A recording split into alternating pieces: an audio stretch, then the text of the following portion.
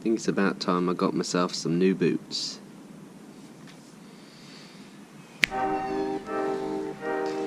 Perfect. Off we go.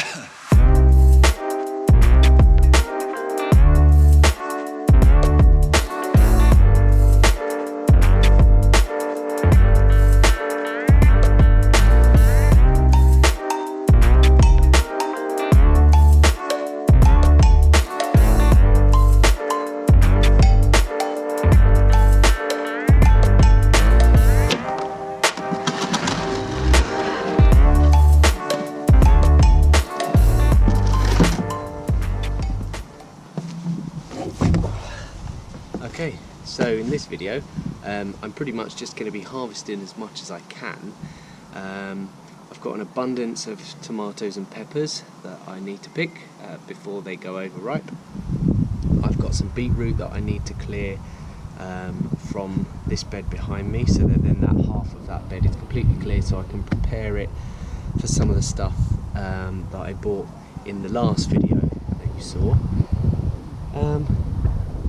And then just having a quick tidy up really, because it's getting a bit messy.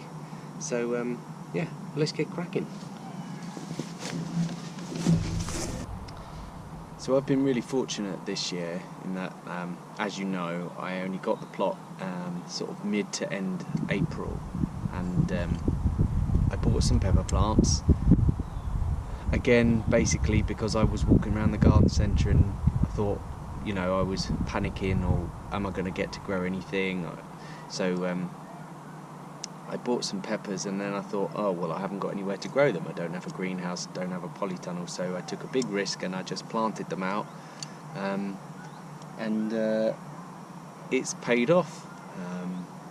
I'm very lucky with the weather. This summer's been pretty dry and pretty warm, so I've had a good harvest of peppers.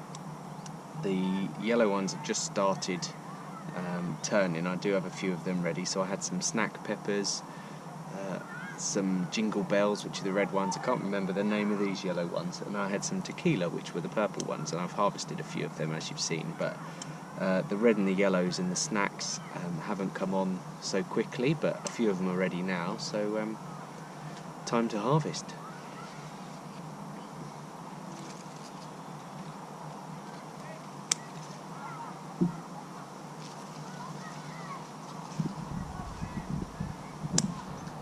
Now the other thing I've been really fortunate with is that my cherry tomatoes, despite being far too close to each other, have produced a lot of fruit and continue to produce a lot of fruit.